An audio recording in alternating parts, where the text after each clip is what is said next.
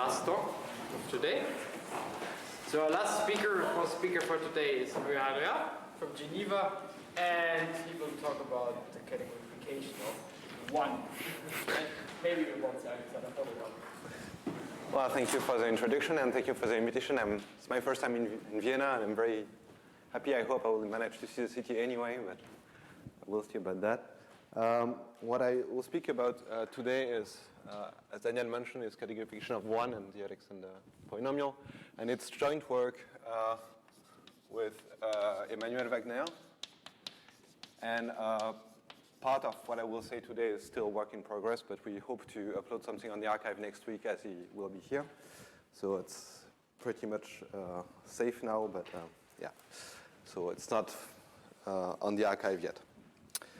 Okay, so and my talk will be divided in 4 parts. I hope I will manage to reach the 4th part, but first I will speak about GRN Moy calculus, and then I will speak about this categorification of one. I will try to relate this to Sargo bimodules. So if you don't know what they are, I will basically just give a definition. So, and then finally, 4th, I will try to speak about the Alexander polynomial. So if you don't know what this is, I will actually not define it. But, so it will be a bit dry. Okay, so in my first part, I want to actually, I don't want to give any formal definition of the SLN Reshtikin Torev invariant. I just want to give you a kind of algorithm, a little bit in the fashion of what Tangley said just before. So algorithm for the UQ. Well, I write, okay, let me write this, link invariant. So, all right. So the idea is that you start with a link diagram, which is oriented. And then you will produce out of that, maybe I should draw some weird arrow. You will produce out of that some ZQ, Q inverse linear combination of planar graphs.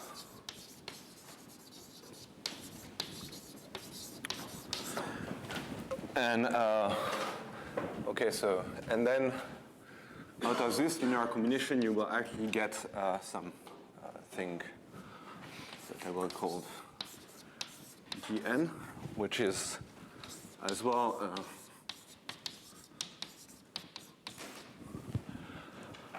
well, it's a Laurent polynomial in Q with integral coefficient, and yeah, I want to save a little space here. And well, the theorem by Reshtikin and Torayev, maybe I should say Reshtikin and Torayev, say that well, Dn is a link invariant.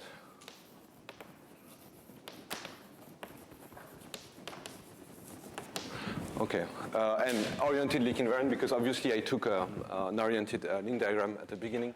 So let me tell you about this arrow here. So in order to, so I take a link diagram. So it's the same kind of objects that Tangley was looking at before, except that now they are oriented, and I replace. So I have the same kind of relation as Tangley had before, some skein relation. So, and I produce out of a crossing like this. So I replace a crossing like this locally by this formal linear combination.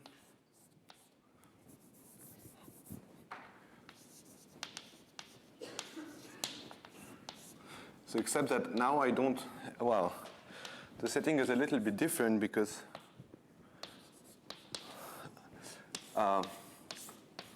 my links are oriented, so I don't have a, well, tongue at two smoothings, two different possible smoothings, but I don't because I'm oriented. So instead of, I draw this funny picture, and you should think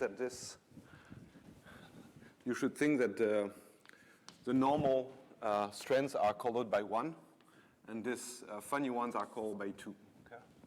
That's, okay. And I have an analogous relation for the other crossing, because now I'm oriented, so you have two kind of crossings, and I don't want to mix it up. So it's actually the same thing, but you reversed the values of Q's.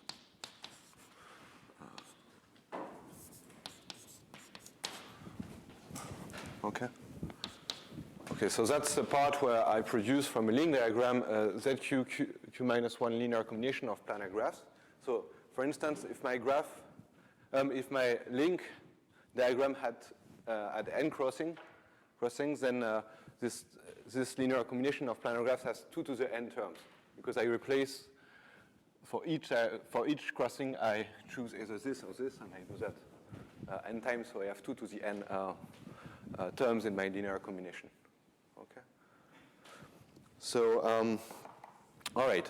So now I'm here, and I want to define this new arrow here.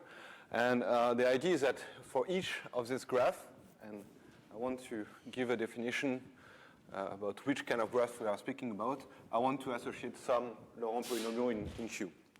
Okay, so before I actually define this, I want to give a definition.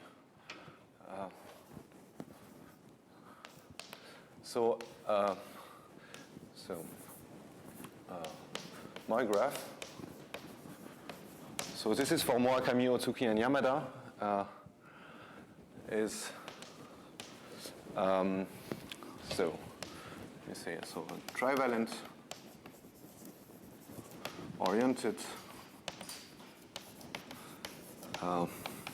labeled planar, or plane actually. Planar means embeddable in R2, and plane means embedded in R2. Graph. With the condition, so labeled, I mean that the edges are labeled. The edges are labeled. And so with a flow condition, which is given by the following. So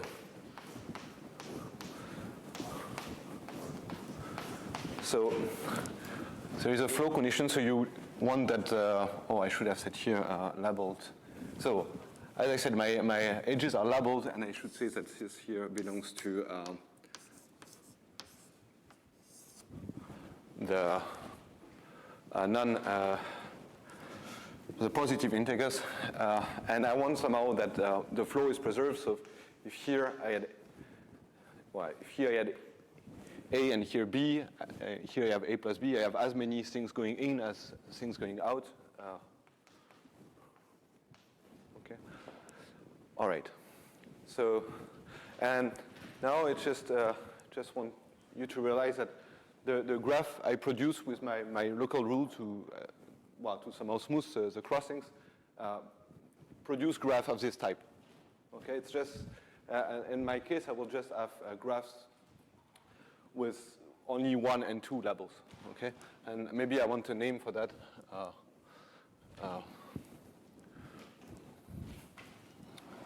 Here, we just get 1, 2, my graph. Okay, and okay, so I have this linear combination of 1, 2 more graphs, and now I cheated and I. Okay, great. And now there is a set of rules which are somehow Tang had two kind of rules. He had the first one, which is somehow replaced by this story here. And he had the second rule, which was quite kind of easy. You get, if there were cycles, this gets replaced by some value multiplicatively. And this second rule is replaced by a big set of rules that I don't really want to explain carefully. But I should say anyway a few things about the symbols which appear there. Okay, and I should say as well, all these rules are meant to be local. Okay, it's in a sky kind of setting that which have been discussed in the previous talk. So I don't want to go back to that, but you have to understand that this relation holds locally. Okay, and so I should say a few things. So if I have an integer n here, this is meant to be q to the n minus q to the minus n minus q plus 1, and then, n factorial is n times n minus 1 times 1, and of course, I don't know, a, how do you do that? A plus b, a is a plus b factorial, a factorial, b factorial. Okay, and I should say that there is a big N here in the story, and for me it's so I'm speaking about the UQTLN link invariant, and so for me N is bigger or equal than 1. Okay, and so my point is that if you do this and use these rules, first of all, these rules are consistent. So no matter in which order you apply them and all this, you will get the same result for each graph, and they are enough to compute things. So there is a consistency and sufficiency. And so this consistency somehow relies on representation theory, and it follows from this, which is equal to IF, and the sufficiency is due to Wu, I think, and then somehow it relies on Kaufman, Vogel algorithm, and maybe I forgot somebody, but okay, good. So the message is that using all these settings, this combinatorial setting, you can actually compute the UQ-TLN link invariant. And maybe I should mention that for n equal 2, this is exactly the Jones polynomial. Okay. The reason why I don't write SLN is it's only cosmetic. Okay, it's just I don't want to go into details. Maybe I should have written SLN, but yeah. So great. And I just want to make a remark here.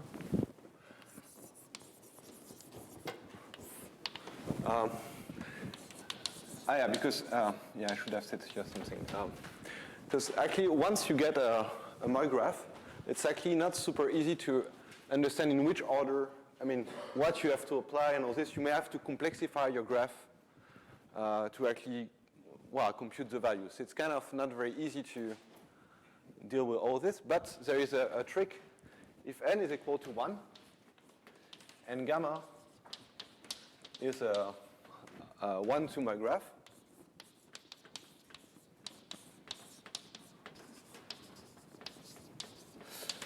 then, I should have,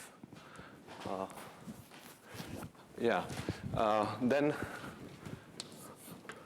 the value of gamma, as treated by these rules, okay, is equal to quantum 2, so which is q plus q inverse, to the number of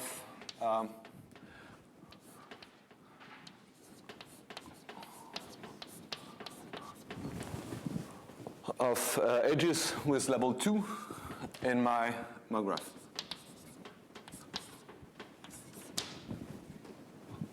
Okay, so this is the first remark. And the second remark here is, well, still if n equal 1, for any link, well, the value of link L, the value of L is equal to 1. Okay, so it's the UQGL1 is taken to have invariant.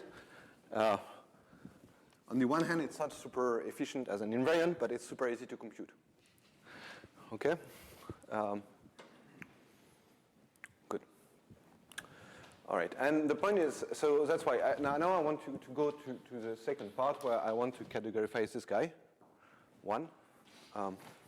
But I want to use the fact that it actually emerged from a complicated story, okay? Because, I mean, it's not super complicated, but we compute 1 in a kind of complicated way anyway. So that's my aim. And I should say, okay, I change the title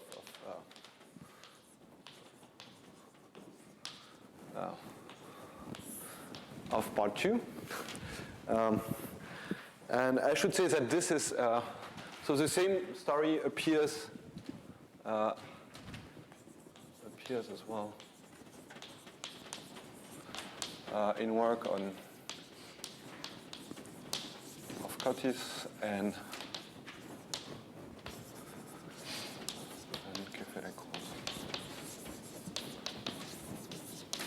so this is, I think, 17. Can you say briefly how this works? Oh yeah. Okay. So briefly, so as I said, everything comes from representation theory. So everything comes from representation theory, and so you should think of a upgoing edge labeled k as so let me k you should think as an identity of the q the oh no okay bad the symmetric the q symmetric power of V, where V is the standard representation of QQ SLN. Okay, so you take the symmetric power, I mean the Q deformed symmetric power, and this, and then you have some,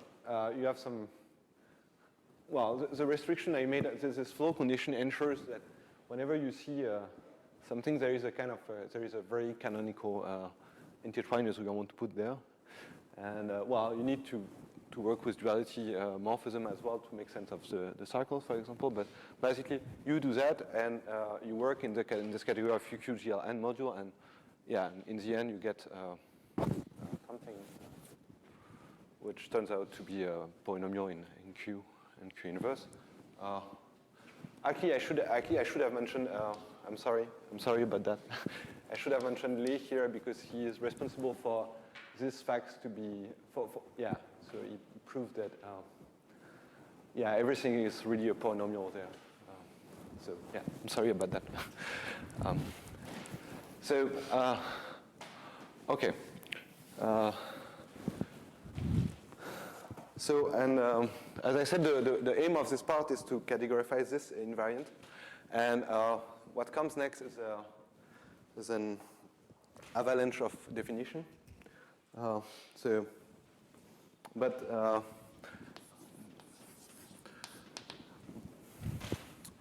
yeah. But before I do my definition, I will need to restrict a little bit the situation here.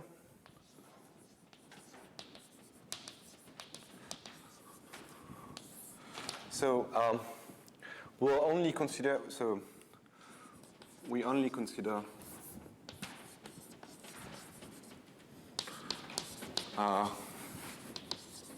Link diagram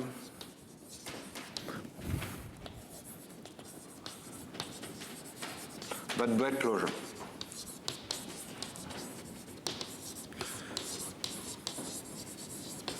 So what I mean is that instead of considering all link diagrams, I just draw a braid like this, and then I close it up like this. Okay, and we have the same. We have a similar restriction. So what is a clever way to proceed now?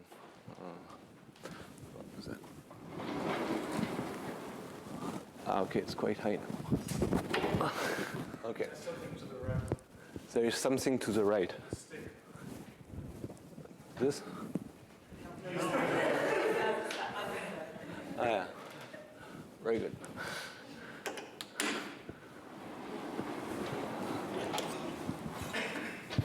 Okay. Yeah, and so if you use so now if you look at a braid closure and you use this relation, you will see only certain kind of mod graphs appearing. Okay, these are mod graphs. So these special mod graphs are called a vinyl graph. It's a mod graph embedded in the annulus, which maybe is I don't know,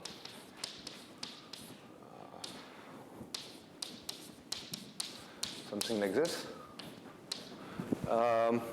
such that it always locally turns around 0 positive. So let me just give an example. So I have my annulus here, and I want that my graph really turns around. Maybe I set up.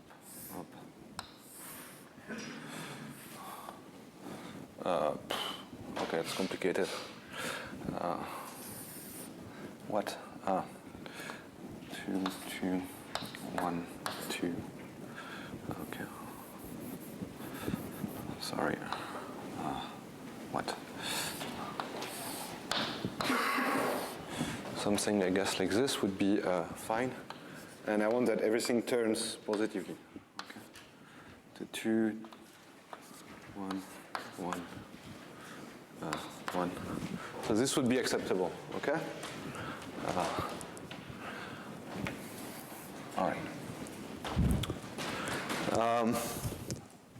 And there is one number. So, and I drew on purpose not a total random vinyl graph, but a 1-2 vinyl graph. Okay, there is this notion of 1-2 as well for vinyl graphs.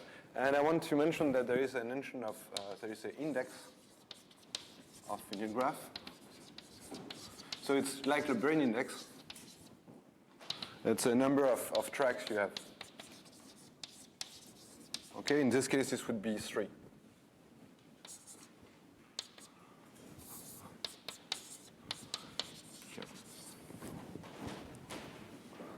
Okay. Any question?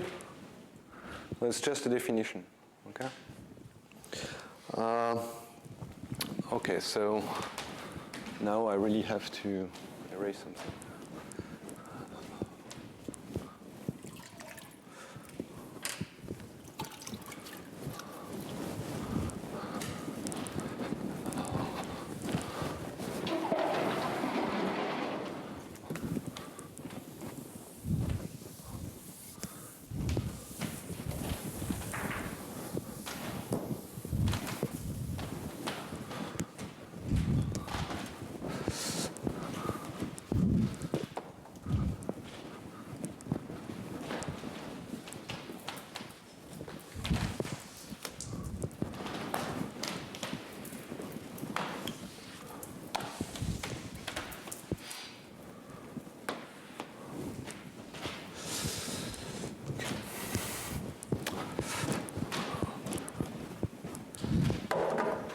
Okay, so now comes another definition. And,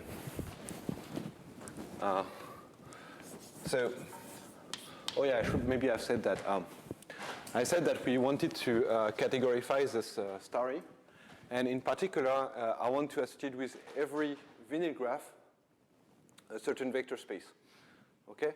Before for any mod graphs, we had a certain polynomial. I didn't say, but it turns out that it would be with a positive integer coefficient. Now I want to produce a vector space whose graded dimension is given by this polynomial. Okay. So, and the graded dimension is actually written here. So if I had for 1 to Vini graphs, the graded dimension is given there. Okay. So that's why I need to give a few definitions now to produce this vector space. Okay, so let gamma be a Vini graph.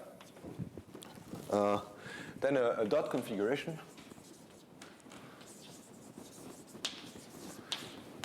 On gamma. Well, is a collection, is a finite collection of dots on on edges of label 1. Okay, so maybe I can go back to my example. So I can put one dot here, one dot there.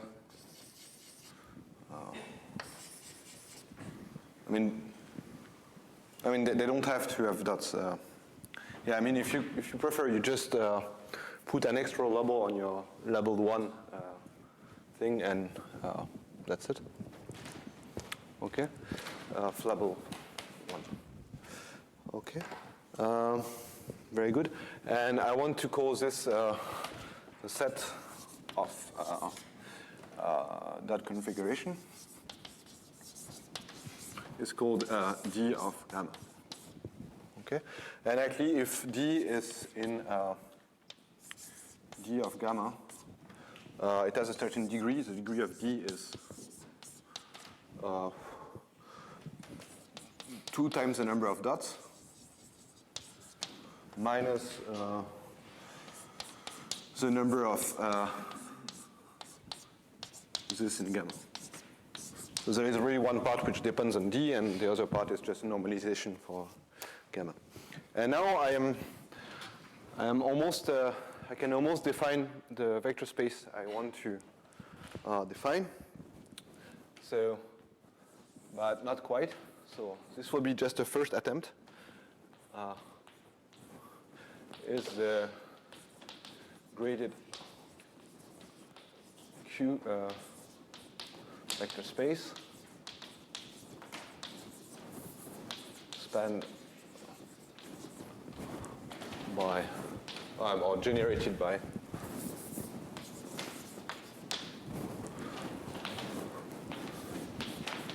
D of gamma. Okay, and I want to say that this has a natural algebra structure.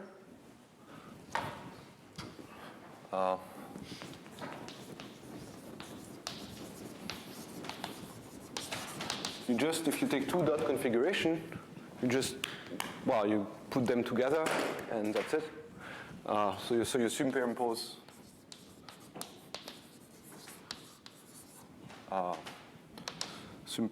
dot configuration.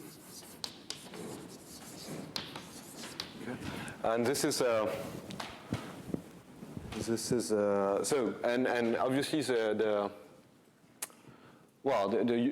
unit of this algebra is the empty configuration. If I had no dots, if I superimpose this onto some dots, then I change nothing. So okay. So 1 is the empty configuration. I should say that this algebra structure do not preserve the degree. So the multiplication map has a certain degree that is easy to compute, but I will not do that. Okay. So this is so I have a vector space HTT with my graph gamma, but it's quite easy to check that this is actually infinite dimensional, right? So it's not good enough because the stuff I had was finite dimensional. I mean, it was 2 to the something. At least if we forgot the graded part, it's really so it's finite dimensional. So that's why I have to come with some extra definition now. So maybe I'll do that.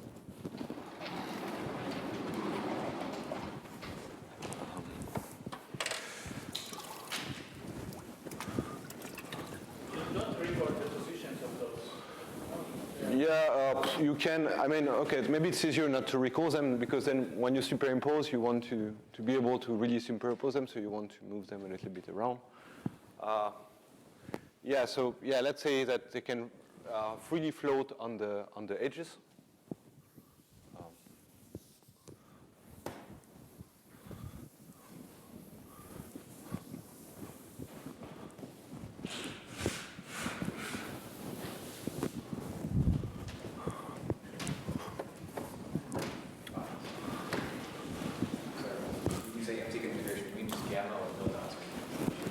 What? The empty configuration is, yeah, the dot configuration is a collection of dots on gamma, so the empty one is the one with 0 dots. Yeah, I should have said. So there is 0 dots. But I never know if one should put an S when it said 0 dots, it's with an S. Is it plural? 0 is plural? Yeah, 0 is plural. 0 is plural. Okay, I don't know.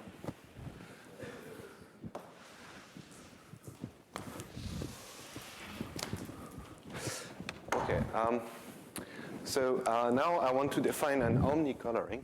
So an omnicoloring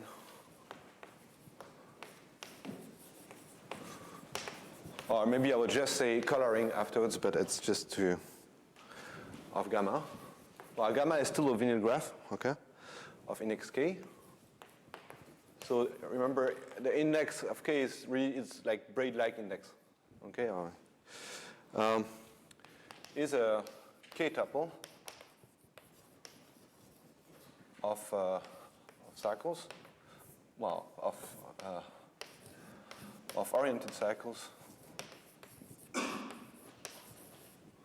C1, Ck, which cover gamma with multiplicity.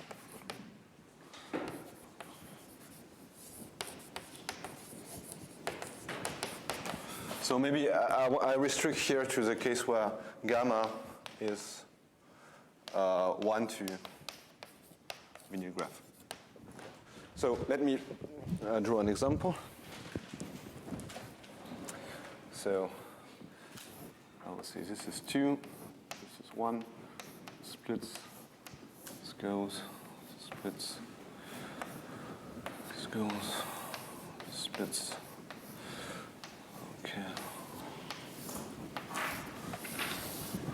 So I believe this is a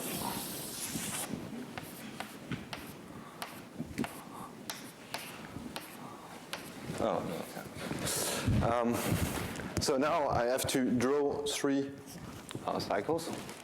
So C1, C2. So C1 is maybe something like this, I don't know. Then C2, that might be something like this. Up, up, up, up. And C3 as, well, at least there is no choice now anymore. Up, up, up, up. And so what I mean is cover with multiplicity is that whenever I have a edge level 2, I want that 2 cycles go through this edge. Okay?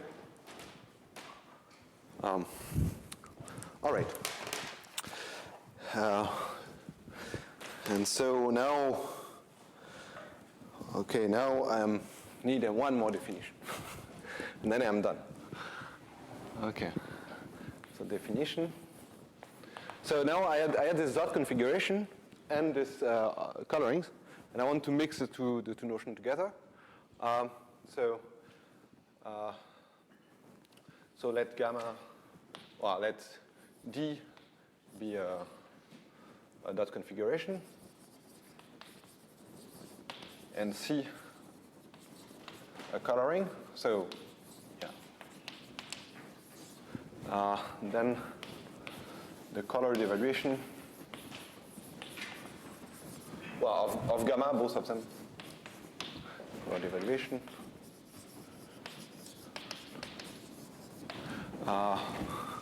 It's given. So I have D and C. And okay, what is that? Maybe I don't want to make a mistake.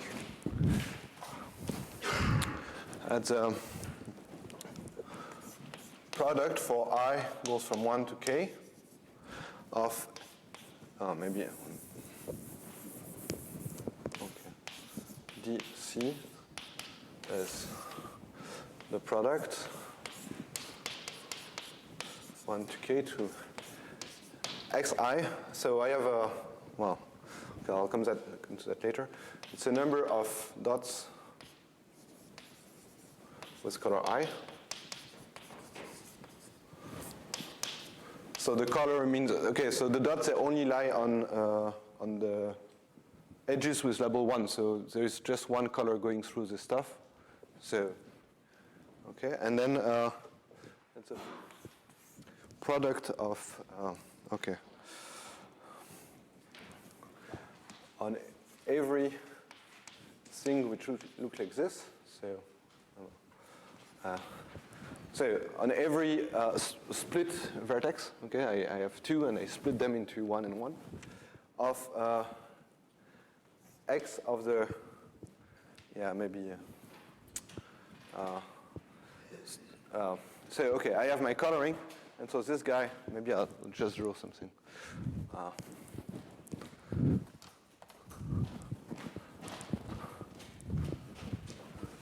So on every split vertex, so I have a color going on the right and the color going on the left, or on the left and on the right, sorry. And so this is, oh, sorry, x on the left minus x on the right. Okay, good. And so this belongs to Q of x1, xk. Okay, and evaluation. So now I define as well D. Okay, to be equal to the sum for all coloring of DC.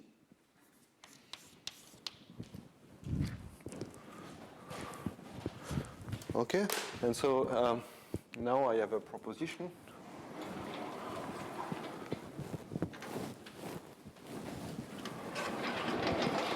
I should have wrote the, okay, the logistic is a little complicated.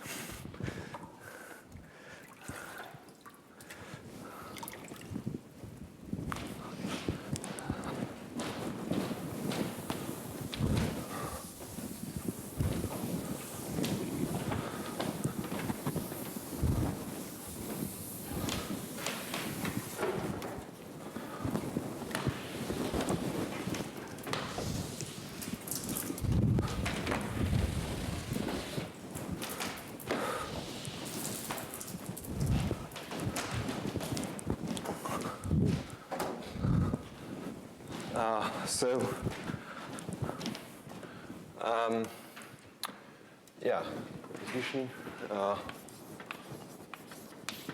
So it's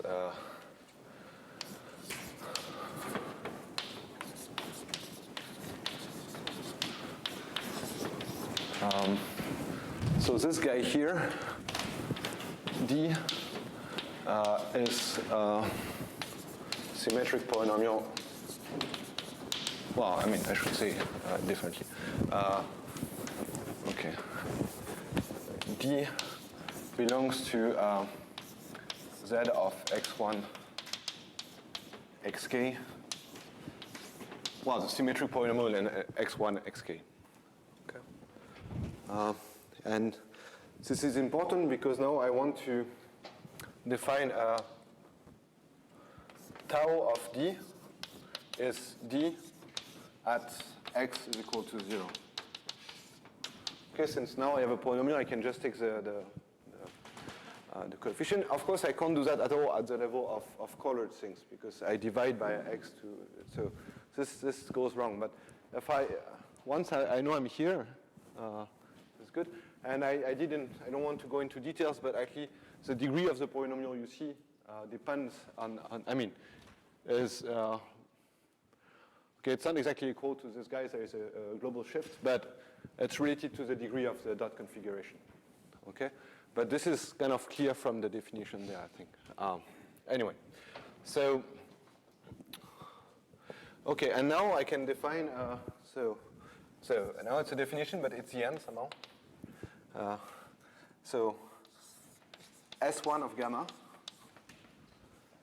is, I take the big vector space I had, which was spanned by d of gamma, so the space of all dot configuration, and I mod out by the kernel of a certain bilinear form.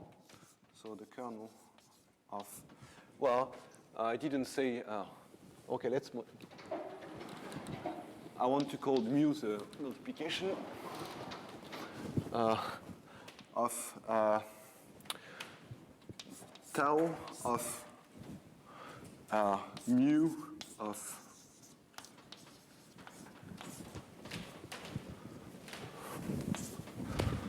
okay, so I take two dot configuration, I multiply them, and then I apply this weird formula. This gives me some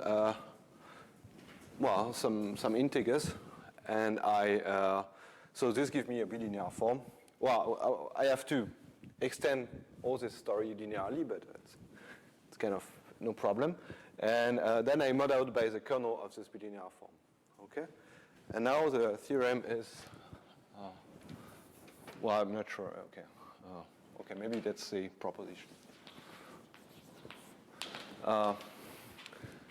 This space, so the Twodimension of S1 of gamma, well, is the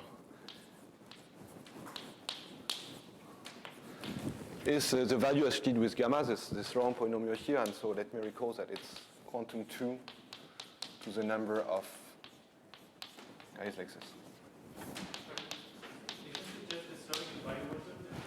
Yeah, I am coming to that. It's my third part, and my second part is almost done. But yeah, so it's not exactly the Sargal modules, because the Sargal modules are typically infinite dimensional. And so, but it's close from it. Yeah. The one here means this is like the SL something, the evaluation. What? The one? Yeah, one. Yeah, it's a GL1. GL1 evaluation. Yeah, so that's why I say GL, not SL. So it's not two-dimensional. Okay, it's one-dimensional. Just as a product of two one-dimensional. Yeah, so it's a symmetric. Yeah, it's exactly. It's a square of the. Yeah, so it's one. You take the standard one, and then you tensor it with yourself. Then you get something else, which is not the standard one. But yeah, so it's a bit weird. I don't know. So and the point is, I mean, I agree that to define this combinatorics, we need the representation theory, but it works just as is. So we don't. So in the end. It's just, so I mean, for me, it doesn't really make sense to speak about GL1, but because it seems too easy, but the combinatorics just works fine, so it's yeah. Yeah. And you're also specializing in this case that only edges labeled one paragraph? Yeah, I mean, you can place the same story, but then the formulas get a little bit more complicated, but it's almost the same. Then you have to have more fancy dots and stuff, but yeah.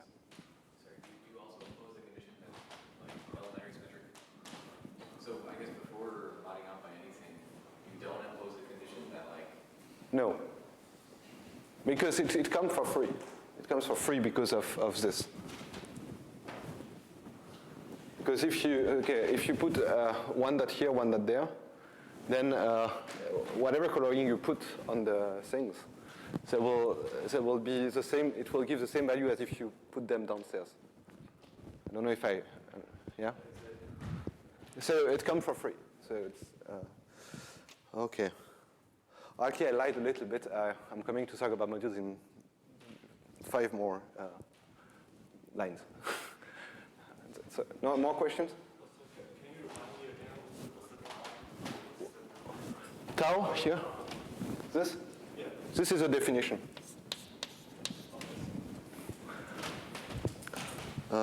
So yeah, now I can define map. So yeah, it's really a lot of definition. I'm sorry about that. If I, okay, this is not super convenient. I want to define a map from this guy to this guy. So the thick stuff are meant to be level 2. And I need to tell you what it does on that configuration. So it's in the, if you look at the dot configuration, so up to, if you push a little bit the dots, you see nothing there. And then it goes into this.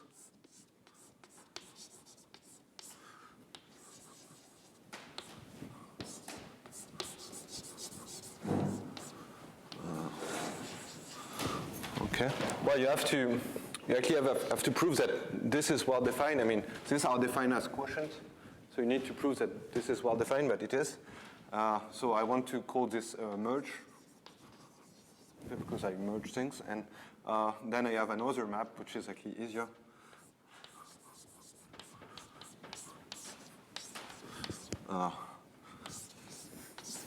Which sends this guy here to this guy there. Okay, so I mean there are two. So these are meant to be dot configurations, and these are meant to be graphs. It's probably a little confusing, but okay. And now, okay, I'm super late. Okay, as always.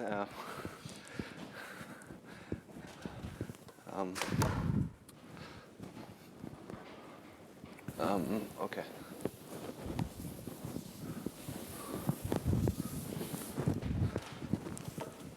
Oh, yeah.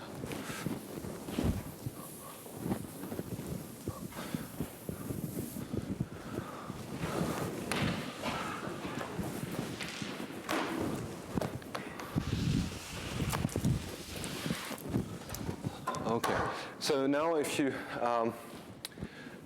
using this, okay, let me be very rough here. Okay, using split and merge as differential in an RP cube. So I'm sorry for the non-expert there of resolution, but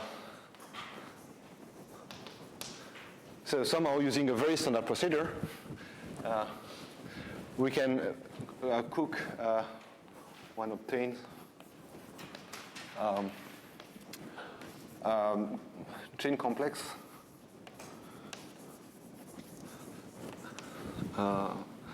associated with any breadth closure diagram.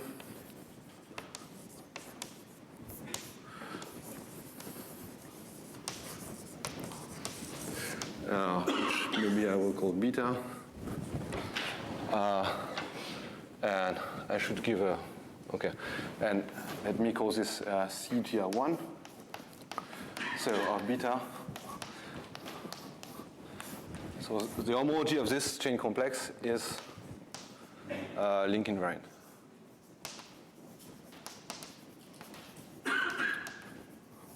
Which categorifies 1.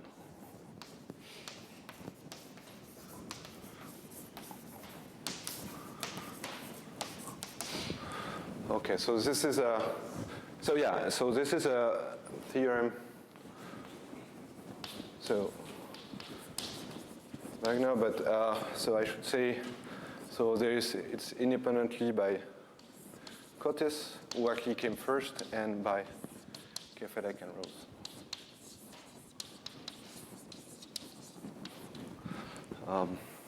Probably not stated in these terms, but still, it's quite. Okay. Let me. I will come to the Sargoba modules, but let me just give the upshot of of the part 4, which is not written yet, but the Alexander polynomial.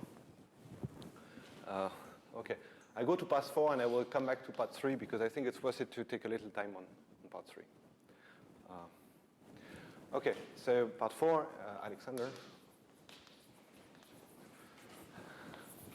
So the Alexander polynomial, it can be thought as being somehow the Logistic interrelated invariant associated with GL0, which of course makes no sense at all. I mean, if, then it should be 0. But somehow you renormalize a little bit this invariant, and it's, well, in principle, this is the Alexander polynomial of GL0. I don't want to go to be too deep, because we don't see the GL11 picture in what we do. What we see is we go from GL1 to GL1 minus 1, which should be GL0. But we don't see the super picture. So your invariant of the unlink is just one-dimensional? Is that? Oh, okay. For this, yes. Okay. Yes. It's just one-dimensional. Yeah. So for the Alexander, so first we restrict to knots.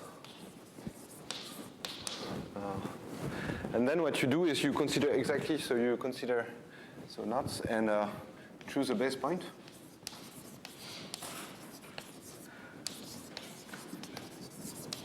Star on your knots on D, okay, on your knot diagram, and then you pick S0 of okay, so sorry, 5 minutes. I can do that.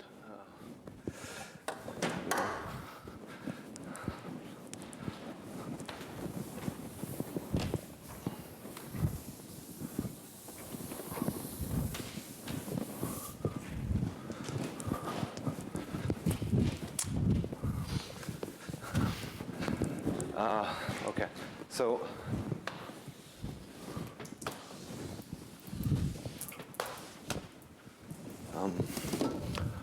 all right.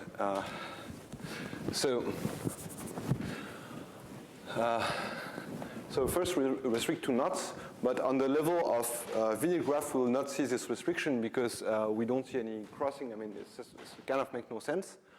But we need to restrict to knots in the very last step when we use this kind of abstract nonsense here. Then, so if we have a knot diagram with a base point D, so what we need to consider is a certain collection of vignette graphs in the same way that I told you before when we computed this big linear combination of things. So here the same thing happens. So consider graph gamma, and they have a base point.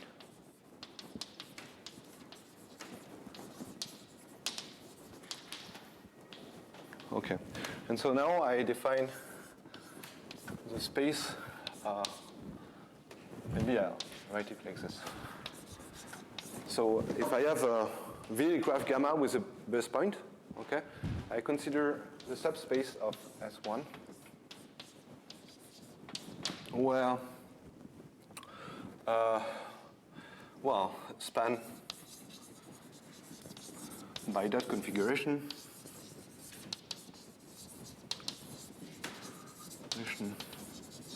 with at least k points, k dots, sorry, well, at the base point.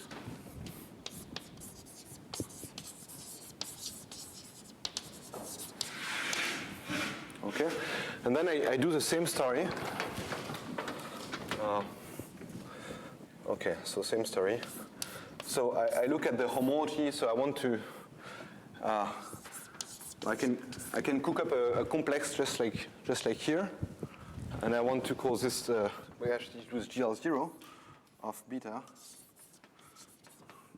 with a base point is a knot invariant. which categorify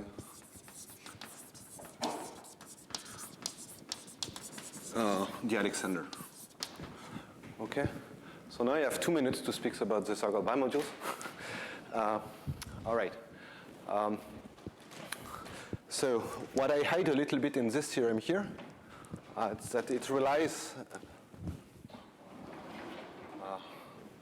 the proof relies on, well, the triply graded homology, so, well, it is in particular on circle bimodules.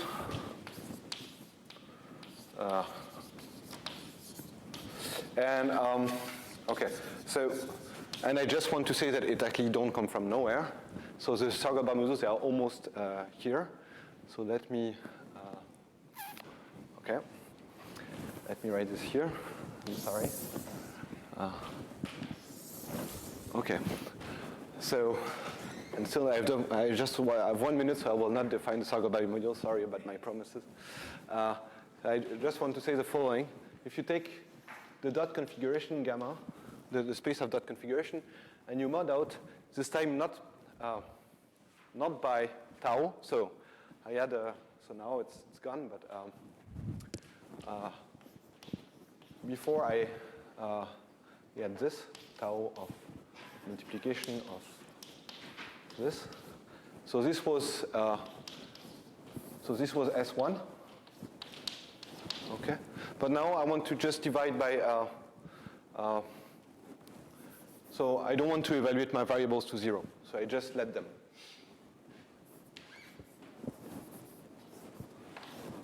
Okay, and then when you do that, what you have here is the zero Hochschild homology group of the algebra Q of, well, I'm sorry, I can't define all these terms, but associated, well, the Hochschild homology computed in the bimodules circle of, well, to any graph which just goes like this, so this one-to graph, you can associate a certain circle bimodule. So here I am. So my graph were closed, so I need to actually cut it open. So I have something which looks like a braid. And so I want to call this gamma prime. And so to gamma prime, I can actually do a certain circle bimodule, which is a bimodule over this algebra. I can compute the zeroth Hochschild homology group of this circle bimodule, and this is given by this guy. Okay, and that's why. So this fact is used in this theorem. And I should say, that I forgot about that. But yeah, just to conclude. This theorem here is, the proof relies on the fact that we have a spectral sequence which goes from the triply graded homology and conversion to this guy, and that's how we prove invariance. And in this case as well, we have a spectral sequence which have the reduced triply graded homology on the second page and converge there. Okay, but this time the proof of invariance does not rely on this fact.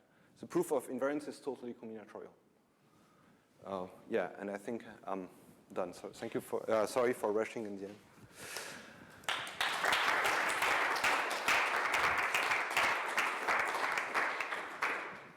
Any questions for everyone? Yes.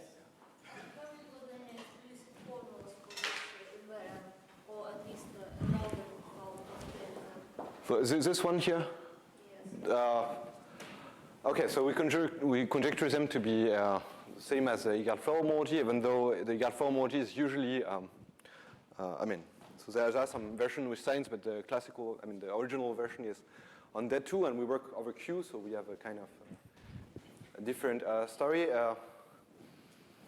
No, so we can compute things for very easy knots, like two torus knots or things like this. But in general, we didn't make any computation. We don't have a good algorithm yet. But it seems to be challenging to have a good algorithm.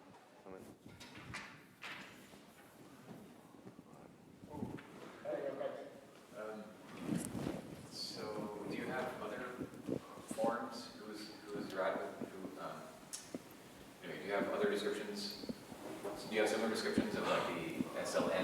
evaluations of these? Yeah, okay. I have to, so I presented you a totally form-free talk. It's my first form-free talk in my life.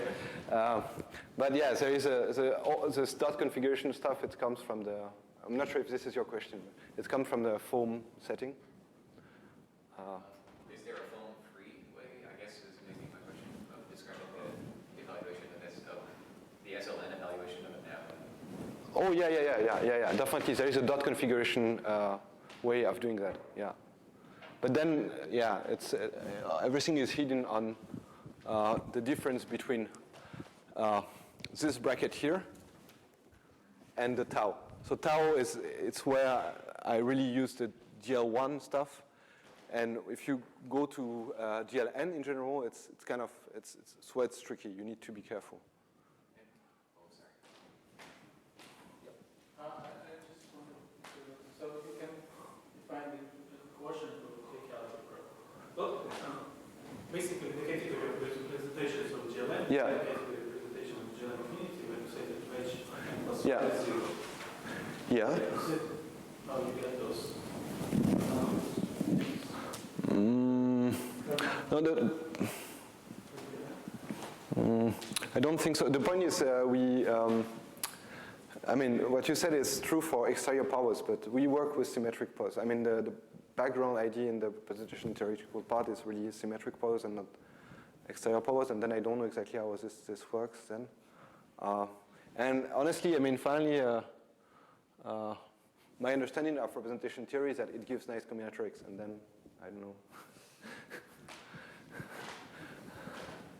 I had another question about posing.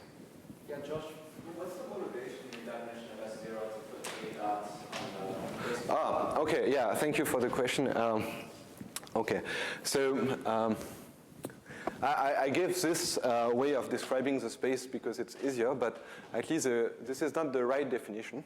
I mean, this is the correct definition. It's an equivalent definition, but it's not the one which is philosophically meaningful. The meaningful one is, I still have, but it's very high. The meaningful one is, so you have your vinyl graph, okay? Now you take a ray, okay, which goes through your base point. Then you put dots on every edges, but on your base point, okay? And the same procedure, if you put dots on every edge, even at the base point, go from GLN to GLN minus 1. So that's the answer to the question, actually. So so and then we thought, okay, so we want to have GL0, but not quite. So that's the trick. So you do almost what you would do to go from GL1 to GL0, but you just forget one spot. That's why we don't see at all the super picture. We just see the GL0 renormalized, which is a bit weird, but. Yeah, well, yeah. Well, do you see calculation on split things? Yes, definitely. Yeah. And Yeah, it's very so it's very clear.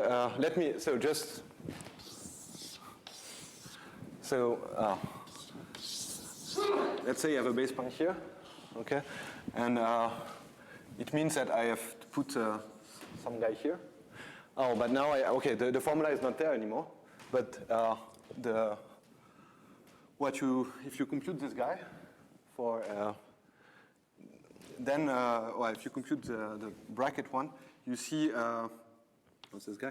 This is x1 plus x2, and then you evaluate this guy to 0, so you don't have 0 terms. You have something which is too big. Yeah, so